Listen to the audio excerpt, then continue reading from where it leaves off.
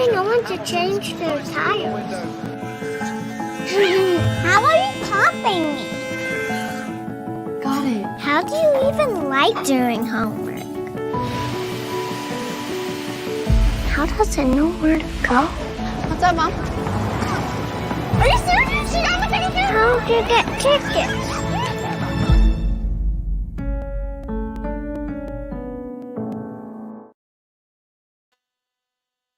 Muy buenas tardes, soy Bárbara Silva, directora de Singularity U, y les doy la bienvenida a Singularity U Virtual Summit. Instancia desarrollada por BeSTinnovation, partner estratégico de Singularity University en la región. Los saludo desde Los Ángeles, al sur de Chile, y hoy tenemos personas conectadas de toda América Latina. Mi propósito es democratizar el acceso al conocimiento y poder contribuir a sembrar nuevas preguntas y miradas en quienes diseñan las grandes agendas de presente y futuro en América Latina. Es tremendamente relevante construir una narrativa positiva que nos permita evolucionar como sociedad. Agradecemos a nuestros partners y especialmente a Corfo Bio Bio por hacer de esta conferencia online posible. Hoy tenemos a un gran orador, él es Jonathan Brill, fundador de Special Projects Agency, fue Global Futurist and Research de HP, ha generado negocios valorizados en 27 billones de dólares y ha ayudado a compañías en sus procesos de transformación. Ha sido destacado por National Geographic, Business Week y otras publicaciones. Ha contribuido también a obras en el Museo de Arte Moderno. Hi, Jonathan. How are you today? Wonderful. It's so good to see you again, Barbara. It's been seems like it's been more than 9 months since October. Yes. We saw each other in Santiago. Yes, you're right. I was 8 months pregnant last October. Where are you right now? I'm in Sausalito, California, the sister city of Valparaiso. Oh, yes. I was helping to build that project too. Tell us about a little bit your presentation today. So I was thinking, thank you for inviting me and asking me to come and talk about business models and how they're changing in the world after COVID-19. And it got me thinking about our last conversation in October, where I said, hey, all of this stuff has to change because the future is coming faster than you think. And it is. Now the question is, what do we do about it? What do we do about it as a country in Chile? And what do we do about it as businesses? And then what do we do about it as leaders? How do we lead differently in times of radical change? Thanks very much. I look forward to watch your presentation now, and then I will come back to the question and answer session. See you later. Thank you so much.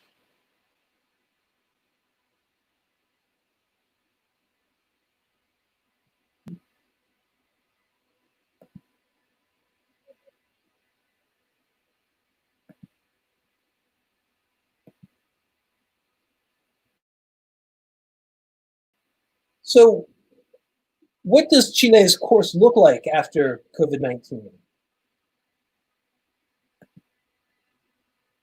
When I was last in Chile, we talked about the need to offset an aging workforce, how while Chile was making tremendous investments in education, it wasn't happening fast enough to deal with the innovation gap that Chile needs to close to become a major growth economy outside of mining.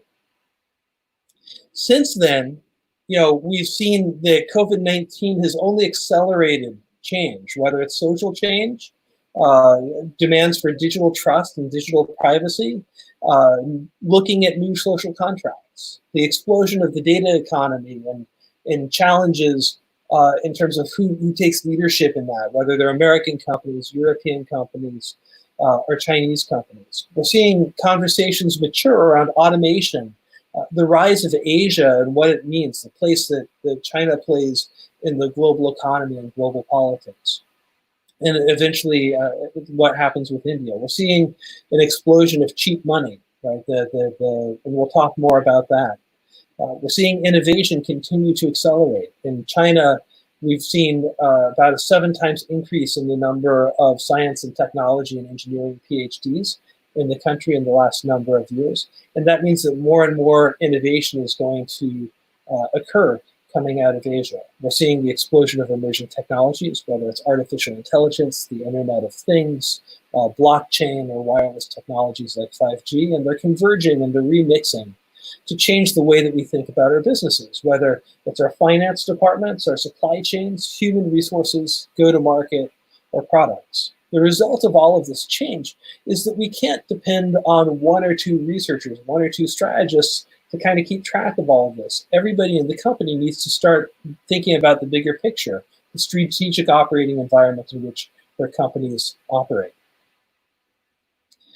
My reason for saying this and saying it more emphatically than I did last year, is you can just see what's happened in a year's time. We've seen the riots in Santiago, right? We've seen the explosion of COVID-19. And the big story over the next 3 years is going to be the rise of nationalism, particularly the rise of American and Chinese nationalism. And what happens is they compete across the planet, much like in the Cold War, to redefine the chessboard of trade. We need to rethink our businesses in the context of all of this change. One example of just how different the world is the explosion. Last time I talked a little bit about cheap money, but this explosion of cheap money. Just in Chile, since I was last there last year, right, we've seen the money supply nearly double, increase about 40%. And I think that's going to happen. That's going to happen again. Like we are nowhere near out of the current crisis. And so while we needed to get money into the economy to offset the drops in spending over the last 4 months, 6 months, we need to be more strategic in terms of how we think about this moving forward. We can't just be burning cash on nationalistic agendas, building signature things. We need to think about how we turn those decisions, whether they're infrastructure projects, whether they're research projects, whether they're military projects, defense projects. We need to think about what they do for us long term. An example of sort of a nationalistic agenda previously, perhaps the best example, is the Concorde aircraft. This was a $4 billion project over time. It was meant to be $400 million initially, that's US dollars, and it just exploded. There was split between the British and the French. And it really was, while a beautiful product, a completely absurd economic decision in terms of the value of that individual product. And so what I'd suggest is that as we're moving into this new economy, right, where we're resetting, we need to build better economic coordination, right, not just political coordination, but economic coordination among our governments, among our financial institutions, and among our productive businesses if we want to create massive change, if we want to reinvent the nature of Chile or of any country. And so we need to be asking our governments, how are they spending this money? What are we transforming into if we want to get the most bang for our buck? And I think long-term outcome of the Concorde project is really instructive. While the press panned it at the time, what's really come out of it over the past 35 years is the development of a new national competency. It enabled the growth of Airbus, which is today a $70 billion company. Last year it had an EBIT of about $6.9 billion. So in a single year, it's paying back the entire cost of that development. So what are the long-term plays that we can make as coordinated entities between banks, between companies, and between governments to create that kind of shift in our businesses in our countries? And while I'm not an expert on Chile, I did take a look at what some potential opportunities might be, just to kind of spur conversation. And look at, what are the signature brands of Chile, whether it's Latam, whether it's Falabella, Sodimac.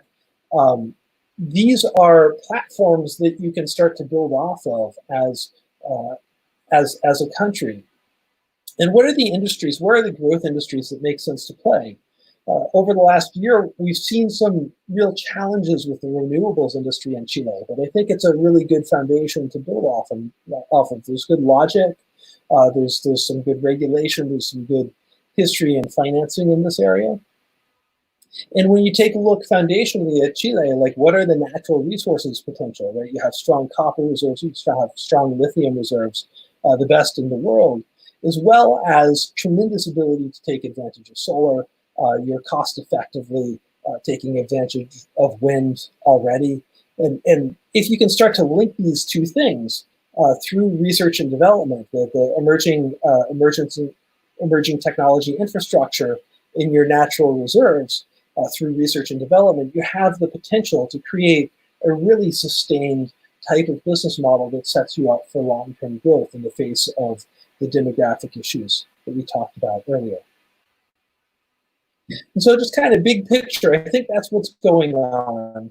These are the kinds of conversations we need to be having with our elected representatives, and the kind of conversations we need to be having in our trade organizations right now. And together, they're going to change the way that we think about business. They're going to change our business models. We need to be thinking a lot more strategically, a lot more long-term. And so what are some examples of businesses that are thriving right now because they were set up, whether intentionally or not, for these types of issues that we're facing right now? This is a farm called the Chef's Garden that I work with in Ohio. They're good friends of mine. It's a small family farm, about 100 acres. They have actually about 200 employees, which is large for a farm of that size. But they're the last, there are only 2 vegetable farms remaining in Ohio. The last, the other 100 or so have not been able to survive, and yet this company is thriving. And why are they thriving? They're thriving because they looked at interlocking processes that offset commoditization. What do we mean by that? I mean, a carrot or a tomato or a potato, right? There's not a lot of price, flexibility, you wouldn't think, in a carrot, potato, or the tomato. But if you sell direct to customer, if you say, hey, I have 99 varieties of tomatoes, and we will pick just the type of tomato you like and exactly the size that you want. And we'll pick it within 15 minutes, put it in our cool chain, and we'll next day airmail it to you anywhere in the world. And we'll put an IoT device in the box to measure the temperature, to measure the humidity over the entire length of travel, to maintain the quality assurance. So it is just exactly the same quality as when it was on the farm. And by the way, if you have something that's really delicate, like a flower, because of the quality with which we manage that entire process, that will last in your refrigerator for about 30 days instead of 3. And so what they've done is they've taken this very old, very simple business, vegetable farming, turned it into a global organization, created a value proposition that no one else can really provide. And the result is that the last time I was in a 3 Michelin star restaurant in Hong Kong, literally I discovered that the herbs on the top of the dish came from that farm on the moment at the same on the same airplane that I flew to Hong Kong on that afternoon. So they're able to do things that no one else can do. And so they're able to create more price elasticity than any of their competitors as well. This is a company called JD.com, and we talked about them when I was last at Singularity in Chile.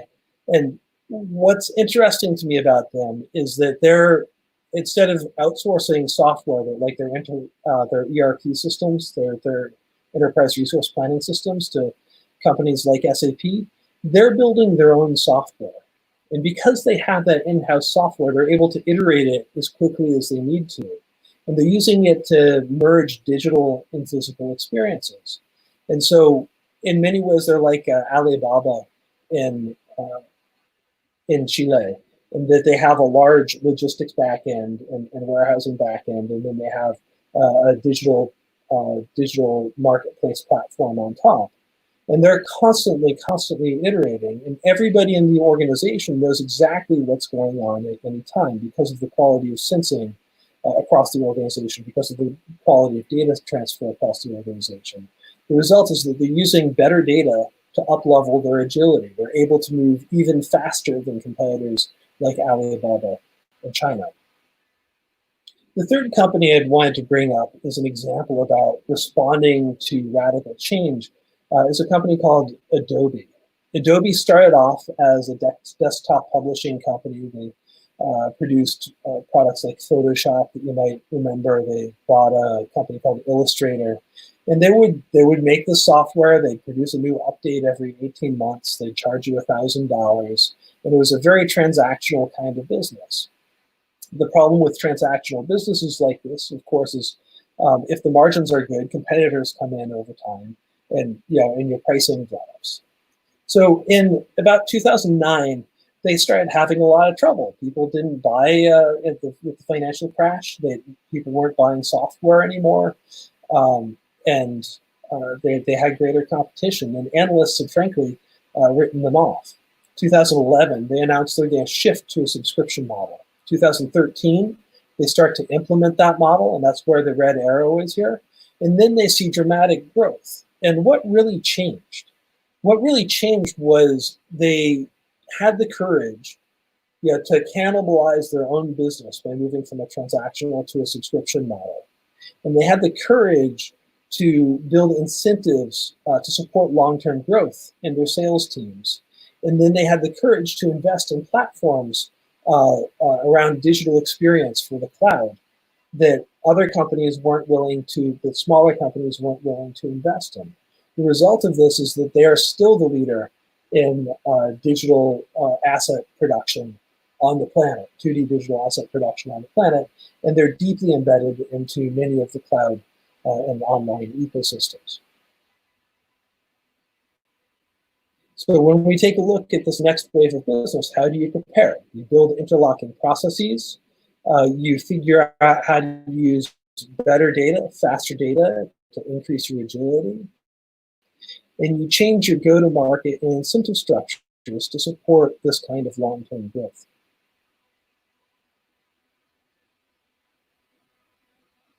So that's how you look at it as a company. But how do you look at it as a leader? How do you change the way you think about your organization?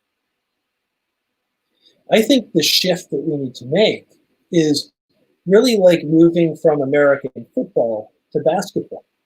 In American football, you have a quarterback, and the quarterback calls the play. He says everybody has to run in such a pattern and do such and such a thing. And there are rules that literally say that the individual players can only do certain things, much like pieces of chess pieces on a chessboard.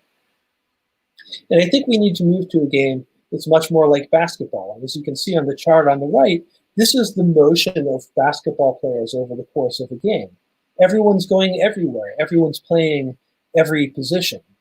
And I think that's really critical when we start to think about our organizational functions. In any company, we have at least 5 major functions, whether it's the product organization or human resources organization, go-to-market, supply chain, and finance. And most of the time, each of these organizations is just kind of running in its own loop. And maybe during the product planning process, we have some integration just to make sure that we're creating a differentiated product. Maybe in the sales process, we have some integration to make sure that we've got the right number of people to do the right amount of production and that we're not going to end up with over or under capacity. And maybe at the end of the cycle, we do some financial reporting to make sure that our forecasts match our actuals and we can calibrate it. The unfortunate problem is, remember that chart that I showed you about social, economic, and technological trends and how they're coming together to change the way that we design our businesses?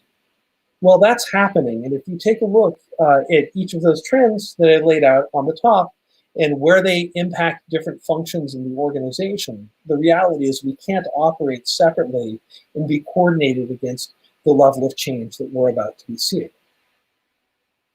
In fact, when you just do a network model, this is what things look like over the course of a quarter. These are the people who need to talk to each other. So we need to become much more agile as an organization. We need to be much more cross-linked as an organization. And we need to step away from the strong command and control processes that many, especially infrastructure and oriented companies and commodities-oriented companies have, to become much more data-driven, real-time data-driven, to focus on iterative innovation, because in reality, if you don't know what the future looks like, it's crazy to plan for it in the way we have traditionally.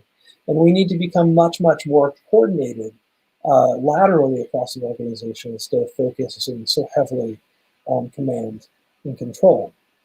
So when I think about our business, I think about Chile, I think about the global economy. I think it's an opportunity to step back right now and be like that butterfly in the chrysalis, and think about, okay, well, what do we want to become? What do we want to invest in? And how do we design our organizations? How do we design government incentives for long-term growth? So that was what I have to say today. That's what I'm thinking about right now when I think about the future of business in Chile and when I'm talking to customers around the world. So I'd love to chat with you, Barbara. What are you seeing? What are you thinking? How does this align with how the world is moving in Santiago or down south these days? Thanks very much, Jonathan, for your presentation and your insights. We are in Chile in this moment, but we also have people connected from Argentina, Mexico, Awesome. Colombia, from all Latin America. So I would encourage you that we open the conversation and think about examples that can apply to all Latin America, not only in Chile. And I think we have been facing challenges like how we rethink our corporate structures in order to make our businesses more agile, more flexible, and have the infrastructure to build new business models. With the coronavirus, we learned that companies can change very fast their business model, have a very concrete business opportunities. For example, we saw in France that Louis Vuitton shift their business model and start creating alcohol gel and mask to do good, but at the same time to capture the business opportunity. We had and we have many companies that has been doing that in the last few months. So, but the challenges that companies have been facing is if they have the right talent to move companies faster. I have some questions for you. You mentioned that past pandemic, we will need and will emerge more businesses that require more data, iteration, and coordination. What will be the keys to build global businesses in a personal way? I will translate it in Spanish and then you go ahead. Usted mencionó que las economías van a necesitar más data, coordinación e iteración. ¿Cuáles son las claves para construir un negocio global y que a la vez sea personalizado? So, if I understand the question, it's we're talking about data and automation and all of this high-tech stuff, and yet business is human, right? It's about this conversation. It's about people, at the end of the day, having a dream and trying to give it to other people. And how do you find that link, and how do you find the human touch? And I would say two things about that. The first is a lot of these technologies, they consumerize incredibly quickly. When you take a look at 5 years ago, you needed to have a PhD to do artificial intelligence work, and yet today we're finding that we use these applications all the time on our devices, right? On my mobile phone, I use these tools on websites and global search sites. I use them all the time. And so these things consumerize incredibly quickly. And so you don't necessarily need the latest, flashiest PhDs to gain an advantage from the technology. You need to think strategically about what you want it to do to create the better customer experience for you. And I think there are two examples. One is at Amazon, the digital marketplace company. They have, after the Federal Reserve in the United States, the largest number of PhD level economists in the world. And what are they doing? What are they doing there? They're looking for ways to improve the customer experience, to make it easy, to make it more human, to remove discomfort from the process, admittedly so it's easier for people to buy more stuff, right? But also to create a more customer-centric business, which I actually believe at the very highest levels of the organization is a priority. I don't think, and this is another thing that's kind of underneath that, I don't think that the idea that you're a last generation company means that you can't be a next generation company. I mean, the farm I work with, the Chef's Garden, at the end of the day, they're farmers, man. Like Lee Jones is a farmer. He grew up on a farm. He was a country boy, and he likes growing vegetables and flowers. And I talk to him about technology, and he looks at me like I've got like a third eye. I mean, he's not tech forward guy. And yet in farming, they're one of the most innovative, highest tech profitable companies per head in the country. So I don't think, and those aren't all a bunch of PhDs.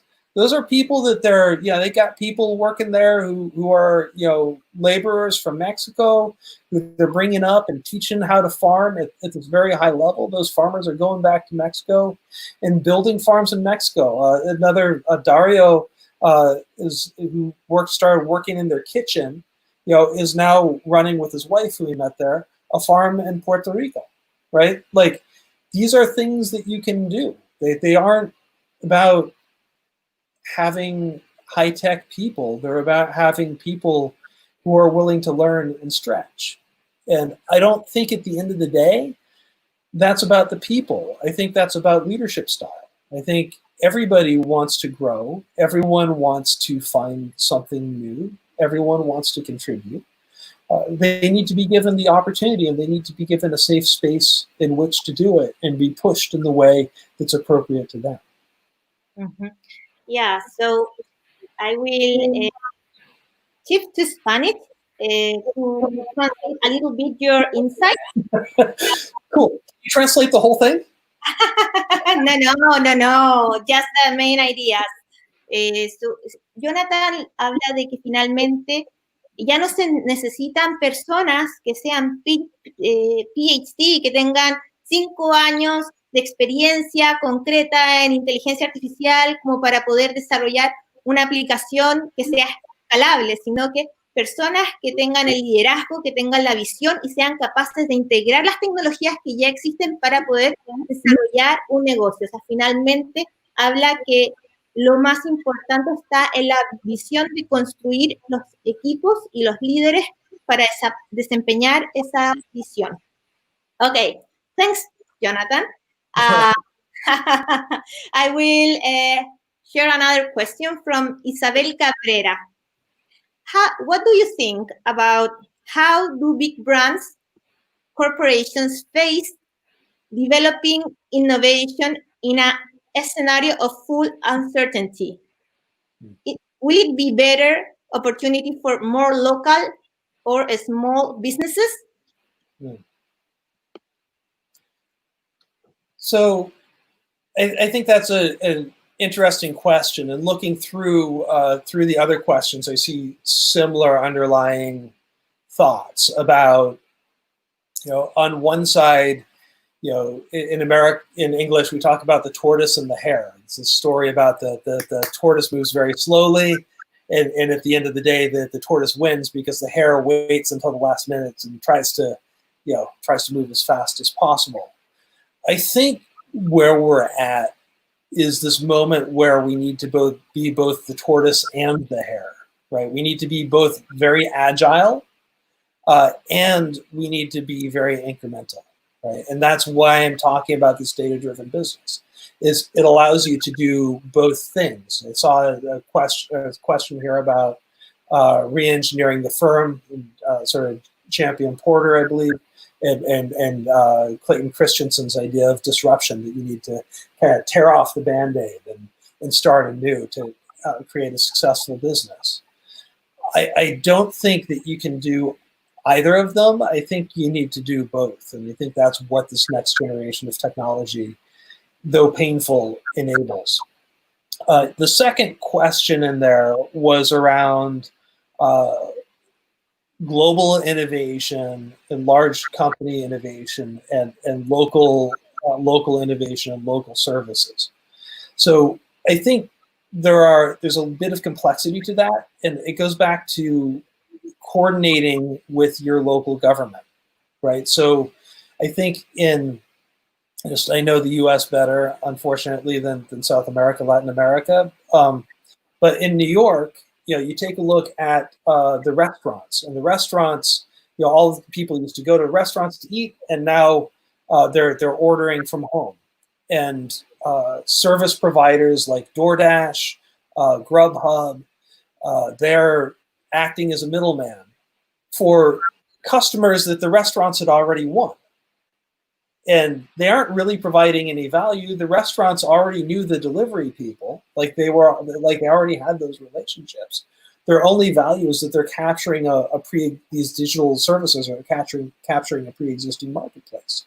There's no reason a local government can't say that why don't we take this relatively off-the-shelf technology, which is building a digital marketplace, and localize it and create a local economy around it, right? That better serves the community, better serves the tax base, better serves the business base as well.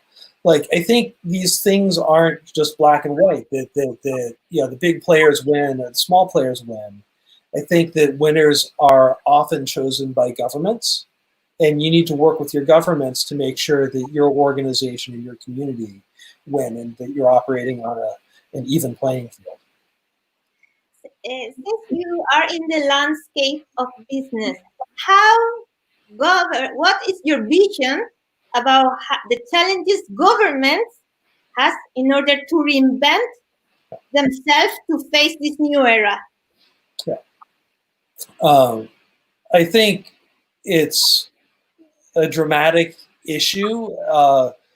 I can speak to U.S. governments, which I know very well, and you see tremendous debt at the top. In the U.S. government, you see significantly constrained states, and in terms of their budgets, in many cases, and in terms of their debt, and they don't have the ability to print money, and so they don't have the ability to really control variances in growth between their economy and maybe the economy next door across their border. And I think that's a microcosm of what's happening around the world. You see these governments that either have fiscal flexibility, have monetary flexibility, or don't. And at the same time, you see that the opportunities for these new technologies to radically increase the efficiency of government are there, but they're not there if you don't have the fiscal or the monetary capability to take advantage of them. And we were talking, someone was asking before about what can large organizations do that small organizations can't. Well, they can partner with governments to create these services, to enable these services. And so when you take a look at the city of Toronto, and you take a look at Google, they're collaborating to create a digital infrastructure for redeveloping the downtown of Toronto. And Google's going to put a headquarters there, or a major facility there. And so there's a lot of benefit for everybody in that conversation, right? Google has a prototype that they can then roll out in Santiago, that they can roll out in San Francisco, wherever. There's a tax base coming into Toronto that's beneficial to them. And I think at the end of the day, the world probably benefits from a lot of those types of public-private partnerships. And I know that's much more common in Europe than it is, in the United States, in Canada. But I think that's a necessary strategy moving forward for modernizing government. That's a very good example. In Chile, government creates very interesting partnerships with astronomy centers to attract worldwide astronomy centers into Chile, into the north of Chile. Yep. In the past. I have another question from Eric Santander, and it's the following. I will say it in Spanish and then in English. Las condiciones adaptativas pondrán como desafío principal la acción de una cultura ágil. ¿Qué marco conceptual puede ayudarnos a enfrentar estos desafíos? Arquitectura empresarial, marcos ágiles, PMS, frameworks, etc. So, this is the question. Adaptive conditions. Did you understand the question? I do. Yeah. Okay. So it's a great question, and the answer is you should buy my book next April. But I think that every company and every function within a company needs to find its own way. The question really, the deeper question is, how do you build a community, a culture of systemic thinkers who are thinking about, what's causing the thing that impacts them, right? So that they're solving for the actual problem instead of solving for the symptom.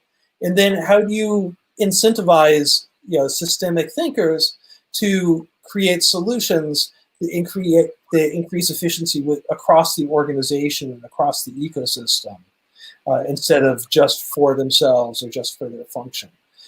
There's a whole world of continuous development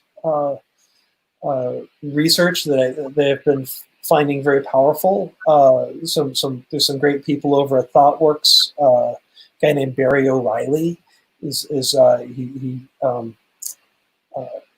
great speaker and writer on culture change to create those sorts of shifts. And I believe the fellow's name is Eugene Kim.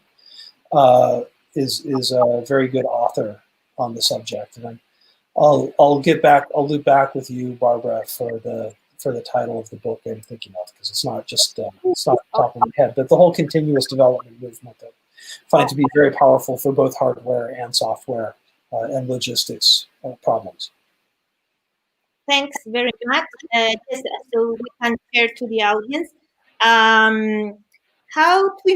We have another question. Lucio Alvarez, he asked, how to improve post-pandemic power structures? So how do we do what with power structures after the pandemic? How to improve. How to improve. That's a broad question. So, I read lots of research on things like leadership and things like command and control structures in companies.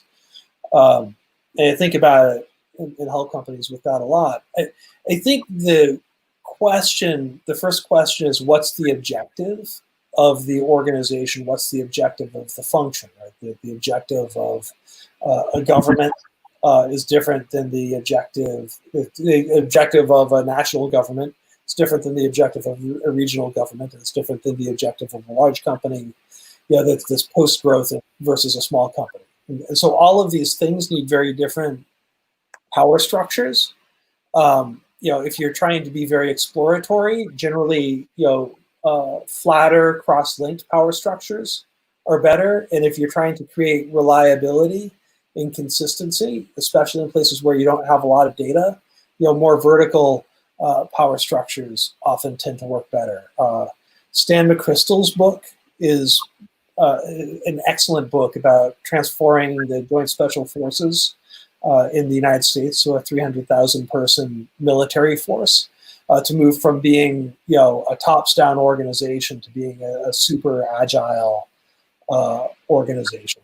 I think he's a great person to read. And Okay, I will ask you then to send me all the names of the book, so then we can share it to our audience. Yep. I have another question from Carlos Booth. La innovación es una necesidad para las empresas de hoy, pero la educación lleva tiempo. Los que ya están educados y capacitados se beneficiarán. ¿Cómo pueden beneficiarse los que no están calificados?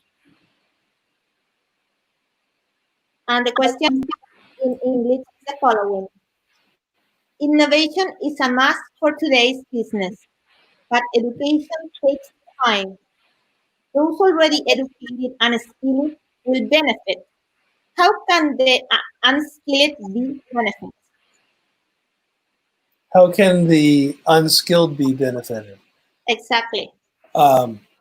So I guess I have a slightly different thought on that. I think there are a couple of thoughts. The first is tax redistribution, right? So this is a huge issue across South America, but particularly in Chile, which saw rapid growth, but the distribution of income was not even. So the rising boat, the rising tide floated all boats, but some floated a lot better than others. So we need to figure out how to deal with that issue. Certainly happening in the United States. Where I live, we have the same or greater income inequality than Santiago. It's a global issue. So I think that's one of the questions is, in a world where things get radically more efficient, how do you make sure that you have a consumer base? Just from a greed perspective, but from a humanitarian perspective, how do you make sure that everyone floats all boats? The second question about, the educated and the skilled will benefit. I think there are two levels of skills, right? There are foundational skills, right? Things like critical thinking and logic, rhetoric, that everything else builds on top of.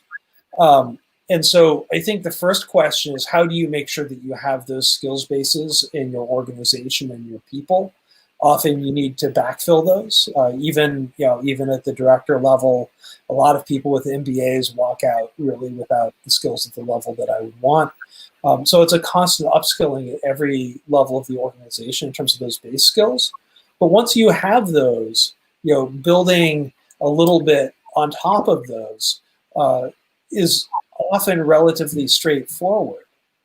So I don't know that this idea that the unskilled are unknowledgeable is foundationally true. In fact, if you are poor and you have to, and every bet is a high risk bet, you become very skilled very quickly at a lot of the things I'm talking about. If you're rich and nothing is actually of risk to you growing up, your sense of logic may not naturally be as good. Yes, you are right. That's a very interesting point of view. I have another question from Jose Sanchez Gutierrez. What is your opinion about reinventing business or re-engineering the business or disrupt the business according to Christensen? According to what? Clyde Christensen. Disrupt. Yeah. I see it here.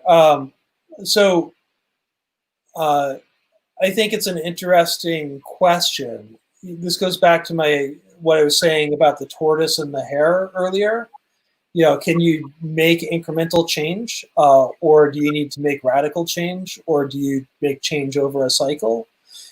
I think one of the books or concepts you seem to reference is re-engineering the firm, and I think it's really important to remember that in re-engineering the firm, Kodak was articulated as a leader in digital transformation at that point in the late 1980s.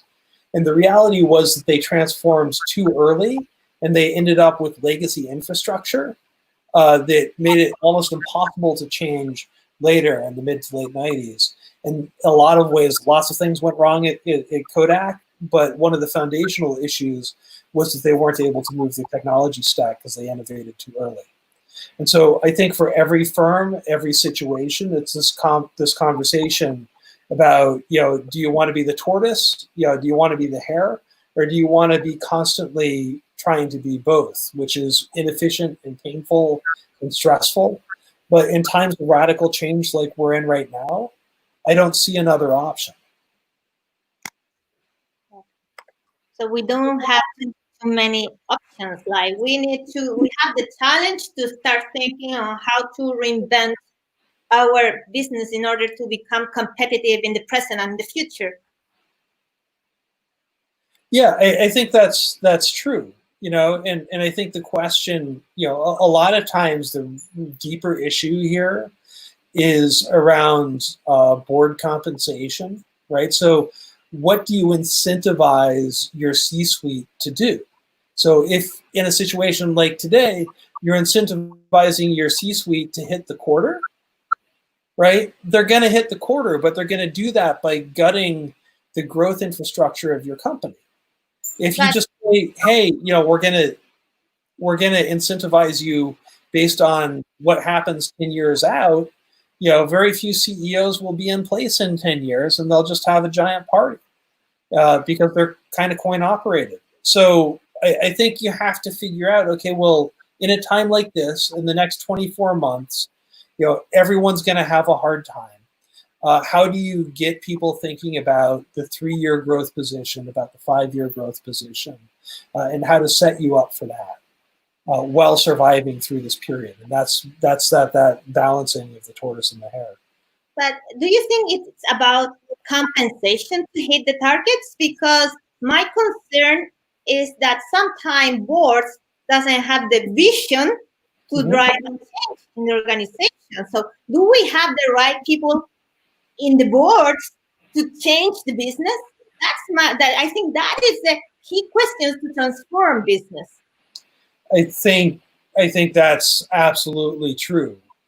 At a lot of American companies, we see that we see a lot of investor activism. We're going to see more because there's a lot of cheap money out there.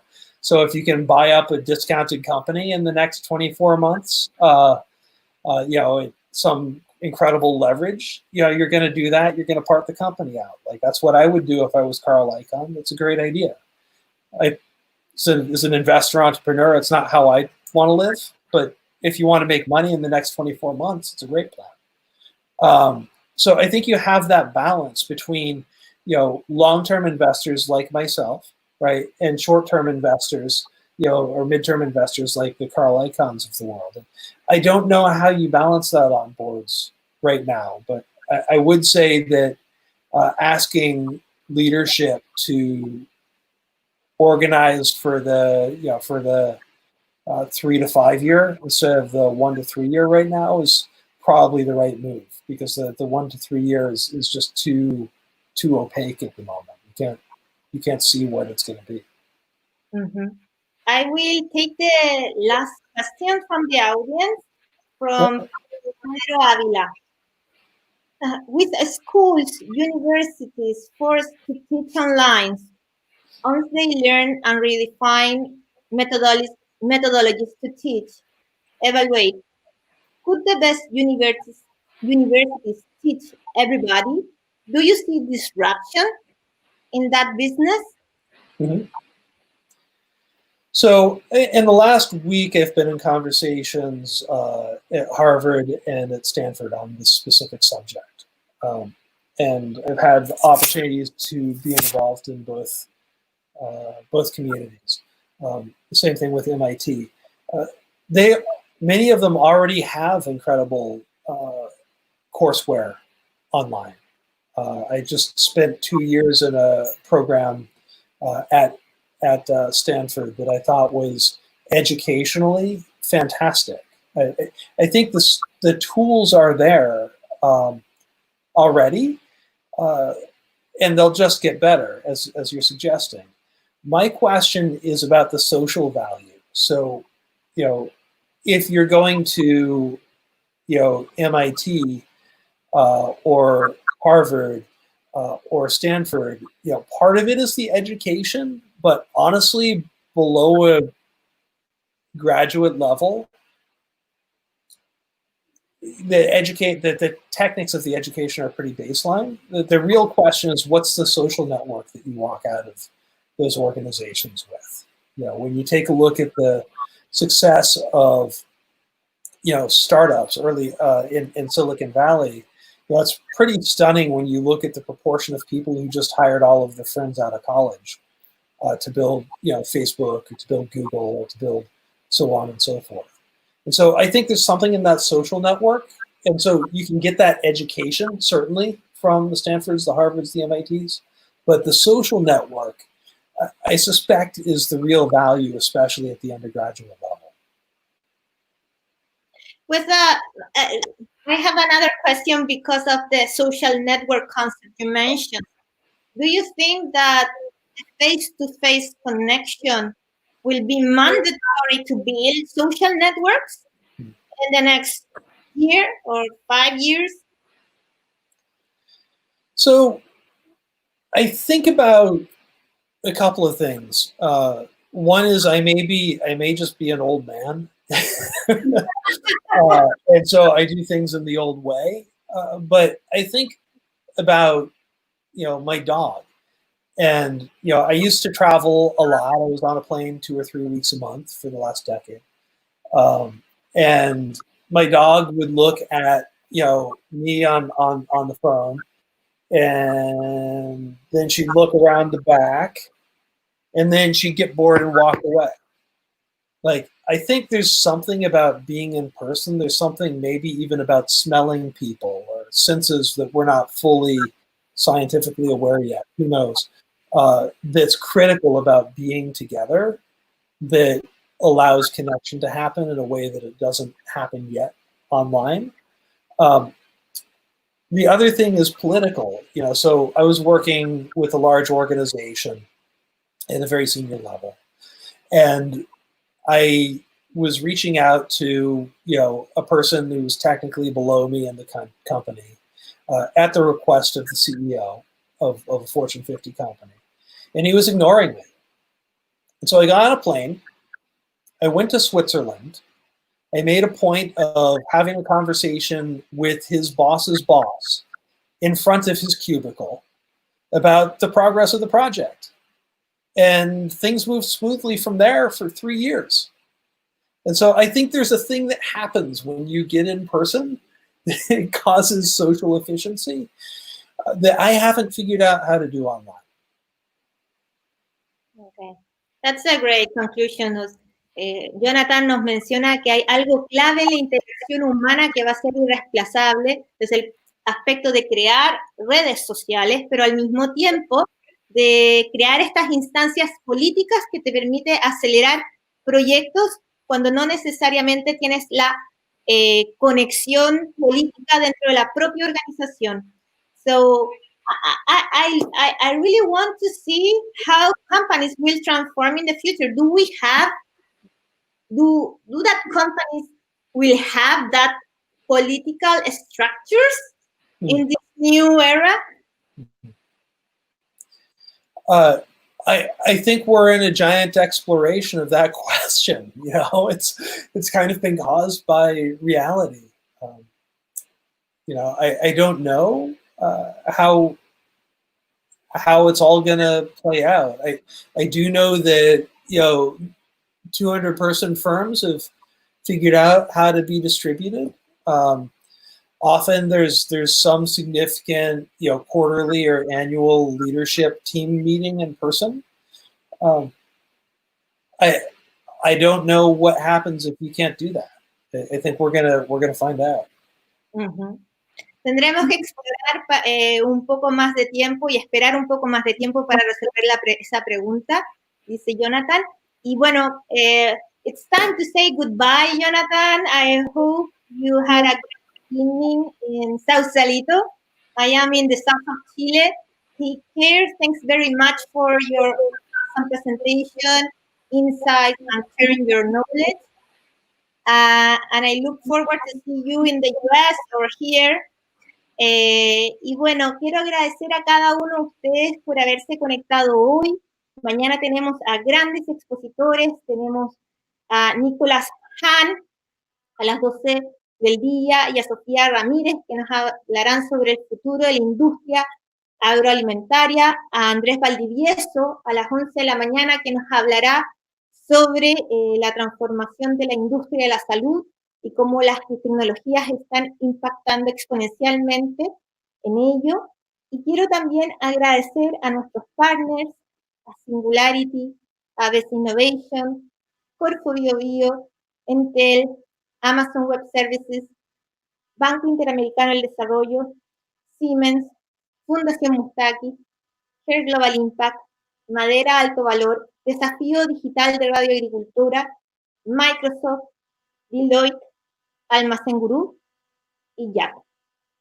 Nos vemos en una próxima sesión mañana.